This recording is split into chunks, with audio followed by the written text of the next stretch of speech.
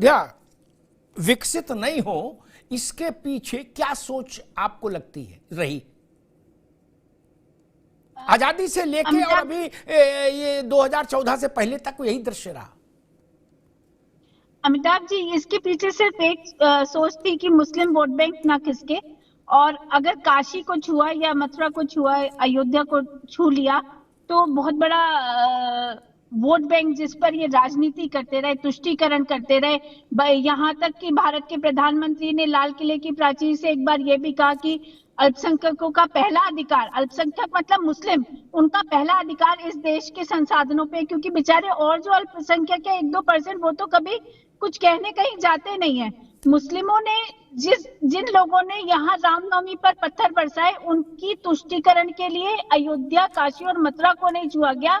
यहाँ हमें आध्यात्मिक गुलाम बनाकर, जो नेहरू सोमनाथ के मंदिर के निमंत्रण पर ये कह सकते हैं कि मैं शर्मिंदा हूँ, तो उनकी मानसिकता कैसी रही होगी आप समझ सकते हैं। और मेरे से बेहतर तो आप जानते हैं, क्योंकि आप उन सब में आपने काम किया, उन सब से आपकी चर्चा रही।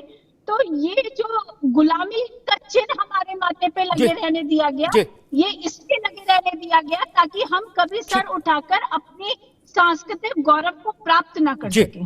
मैं राजनीतिक मित्रों के पास नहीं जाऊंगा, मैथिल साहब और जोशी जी के पास, क्योंकि राजनीतिक लोगों का अपना एक माइंडसेट होता है, लेकिन कुछ सवाल बड़े तीखे होते हैं और वो कभी पीछा नहीं छोड़ते। अयोध्या में कोर्ट था बीच में, बहुत विनम्रता के साथ एक सवाल देश के सामने खड़ा करके जाता हूं। सोमनाथ का जब पुनरुद्धार हो रहा था तो वहां तो कोई अदालत का भी झंझट नहीं था, कोई विवाद ही नहीं था। वहां हमारे देश के प्रधानमंत्री ने नाराजगी क्यों जताई, कहा मैं शर्मिंदा हूं, मैं नहीं जाऊंगा नेहरू जी। और ऊपर राजेंद्र प्रसाद को और डांटा डपटा कि आप क्यों जा रहे हो राष्ट्रपति महोदय को। वहां से आपके भाव पता लगता है कि आपका मन क्या है, आपकी आत्मा क्या है, आपका चिंतन क्या है। वहां कोई रोक थी, कोई संविधान की रोक थी, कोई कानून की रोक थी कि भारत का प्रधानमंत्री सोमनाथ नहीं जाएगा? नहीं था ना, आप नहीं गए। क्यों? आप बौद्धिक बेईमानी करने की कोशिश कर रहे हैं। बौद्धिक बेईमानी ये नहीं चलेगा देश में। चल लिया जितना चल रहा था। काशी, मथुरा और अयोध्या भारत के ये 3 आस्था के मान बिंदु, भारत की सांस्कृतिक चेतना के 3 शिखर, इनमें बुनियादी ढांचा तो डेवलप किया जा सकता था 1947 से आज तक 14 तक। नहीं, क्यों नहीं किया? जो कॉरिडोर अभी बना, ये नेहरू जी के समय में नहीं बन सकता था, वीर बहादुर समय के समय में नहीं बन सकता था, नरेंद्र तिवारी के समय में नहीं बन सकता था, मुलायम सिंह जी के समय में नहीं बन सकता था। काशी में संविधान टूट जाता क्या? ये झूठ और प्रपंच बंद करिए, तत्काल प्रभाव से बंद करिए, ये नहीं चलेगा। एक और विनम्र सवाल पूछ लेता हूं। हमारे मित्र प्रोफेसर जोशी ने कहा कि आज की तारीख में जहां ये कोई बाध्यता नहीं है ना, जोशी साहब कतई बाध्यता नहीं है, लेकिन ये तो बता दो देश को आजाद हुए कितने वर्ष हो गए? कोई प्रधानमंत्री कृष्ण जन्मभूमि क्यों नहीं गया दर्शन करने? तारीख की बातें नहीं कर रहे, यहां तो पीढ़ियां गुजर गई बाबू। आप मथुरा गए, ऐसा नहीं कि मथुरा नहीं गए, गए वहां कचौड़ी खाई, लस्सी पी, लेकिन जन्मभूमि नहीं गई। आपके पांव कांपने लगे। क्यों? कोई मुख्यमंत्री मुझे बताइए जो कृष्ण जन्मभूमि में गया हो जन्माष्टमी पर आरती करने, बताइए। कोई संवैधानिक रोक है क्या कृष्ण जन्मभूमि में जाना? गैर कानूनी काम है क्या? नहीं। किसी अदालत ने रोक लगाई है कि नहीं? अभी मैं होके आया कुछ दिन पहले। आप क्यों नहीं गए हुजूरे आला? ये झूठ का तिलस्म खत्म हो गया। आज इस अयोध्या के आंदोलन से क्या हुआ, इसकी जब हम चर्चा करते हैं तो उसमें यतिमा एक सबसे बड़ी उपलब्धि मुझे लगती है कि जो झूठ का, पाखंड का जो एक तिलस्म था ना, वो चिंदी चिंदी हो गया, धज्जी धज्जी हो गया। अब गांव का बच्चा भी सच जान गया। ये वोटिंग पैटर्न जो देश में बदला है ना वन्या जी, ये यूं ही नहीं बदला। हमसे आपसे ज्यादा गांव का आदमी जान गया, वो भी पूछता है कि भैया ये कभी गए नहीं रामलला के दर्शन करने? ये लोग ₹1 का प्रसाद ही चढ़ा देते, 2 नम रख के, एक अगरबत्ती जला देते, नहीं गए ना। वहां तो रोक नहीं थी। कभी बाबा विश्वनाथ के दर्शन करने आप गए तो कभी विश्वेश्वर महादेव की ओर भी देख लेते, नंदी बाबा कहां है, कोई रोक थी क्या? नहीं ना। आपने श्रृंगार गौरी की पूजा क्यों बंद करा दी? आज मुलायम सिंह जी ने बंद कराई, क्यों करा दी? क्या आप किसी दूसरे धर्म के धर्मस्थल में ऐसे ताला लगा सकते हैं? नहीं लगा सकते। आपका साहस नहीं है। लेकिन आपने श्रृंगार गौरी की पूजा बंद करा दी, बाद में अदालत गई महिलाएं, और आप कहते हो हम संविधान से चलते हैं। मेरे मित्र, ये मसला भाजपा का नहीं, ये देश का मसला है। देश निर्णय करेगा। भाजपा आज है, कल दूसरी रूप में हो सकती है कोई पार्टी, लेकिन अब देश जाग गया।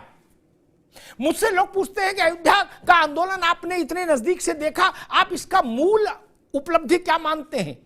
मैं कहता हूं राष्ट्र के आत्म तत्व का जागरण, राष्ट्र के स्वाभिमान का जागरण। हम पहले रीढ़ की हड्डी सीधी करके खड़ा होना सीख ले, बाकी सब बात कर लेंगे बाद में। वो सीख लिया भारत ने।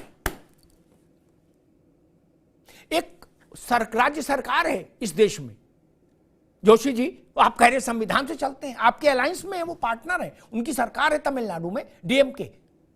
उन्होंने आज राम जन्मभूमि पर इस दिव्य नव्य मंदिर के लोकार्पण समारोह के लाइव टेलीकास्ट को रोक दिया। उसके खिलाफ कोर्ट में जाना पड़ा, कोर्ट से आदेश लेके आना पड़ा। ये संविधान है? ये संविधान है क्या? और आप वोट मांगना चाहते हैं भारत में? कुछ प्रश्न ऐसे हैं जो आप अतीत से आपके कंधे पर सवार हैं, अनंत काल तक सवार रहेंगे, जब तक या तो आप प्रायश्चित करिए या उन प्रश्नों का उत्तर दीजिए। नेहरू जी सोमनाथ क्यों नहीं गए? अयोध्या, काशी और मथुरा का बुनियादी ढांचे का विकास क्यों नहीं हुआ? वहां चौड़ी सड़क बनाने में कोई रोक थी? और एक बात आई 30 अक्टूबर 1990, अगर मैं सही याद कर रहा हूं, और 2 नवंबर 1990 इतिमा, जब गोलीकांड हुआ। उत्तर प्रदेश का एक बड़ा अखबार रहा उस समय, बहुत बड़ा अखबार था, उसकी बड़ी मान्यता थी भारत भर में। आज मुझे आज का शीर्षक याद है, वान्या जी,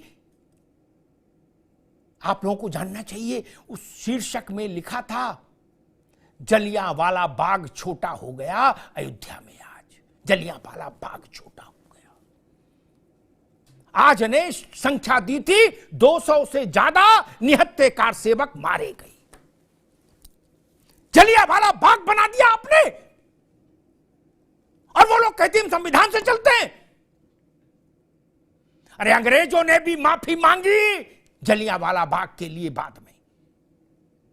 आप आज भी कह रहे हो कि हमें उस फैसले पर गर्व है, गोली चलाने पर। आप संविधान की आड़ लेकर बचना चाहते हैं। सैकड़ों लोग मार दिए, आप क्षमा मांगने को तैयार नहीं, आप प्रायश्चित करने को तैयार नहीं, और आप कह रहे हैं हम सामाजिक न्याय से चलते हैं। वहां जो मारे गए उसमें दलित भी थे, उसमें हमारे पिछड़े वर्ग के लोग भी, नौजवान भी थे। आपने सबको भस्मीभूत कर दिया। लाशें उठा उठा के बोरे में भर के, जोशी जी, हमने देखा था इन आंखों से, सरयू में डाल दी पुलिस वालों ने। और आप कह रहे हो हम सामाजिक न्याय चाहते हैं, हम संविधान चाहते हैं, हम कानून का राज चाहते हैं।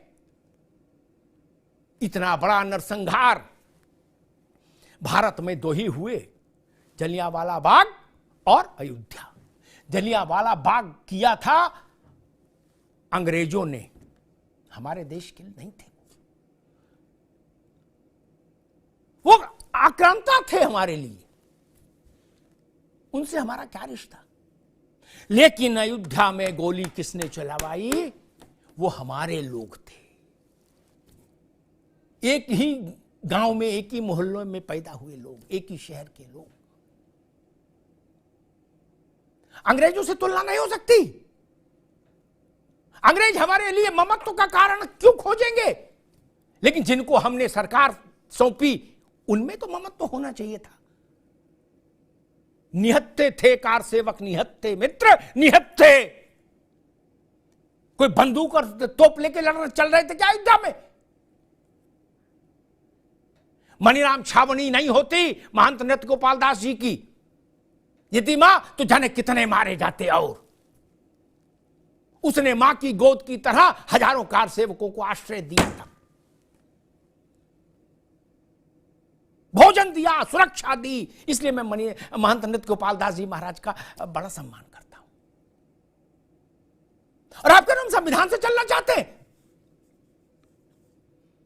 रामलला के दर्शन करने आप कभी नहीं गए। क्या आपको ये बताने की जरूरत है कि राम कौन है? और अगर आपके लोक जीवन में, व्यक्तिगत जीवन में अयोध्या का कोई स्थान नहीं, तो ये सवाल उठेगा कि फिर बाकी दूसरी जगह का तीज त्योहार आपको याद कैसे रहते हैं? या तो पूरे सेकुलर हो जाओ भाई, आपको टीले बाली मस्जिद याद रहे, अयोध्या भूल जाओ, ये नहीं चलेगा। कांटा बराबर होना चाहिए, कांटा बराबर होना चाहिए। मेरे लिए आज एक मंदिर का उद्घाटन नहीं है, एक श्री विग्रह का प्राण प्रतिष्ठा महज नहीं है। यह भारत की सांस्कृतिक चेतना का जयघोष है। मैं जयघोष शब्द का इस्तेमाल कर रहा हूं। भारत ने सीधे खड़ा होना सीख लिया है। हम आक्रमण नहीं करते, लेकिन हम आक्रमण सहेंगे भी नहीं। हम आक्रमण का प्रतिकार करना जानते हैं, वो साहस रखते हैं।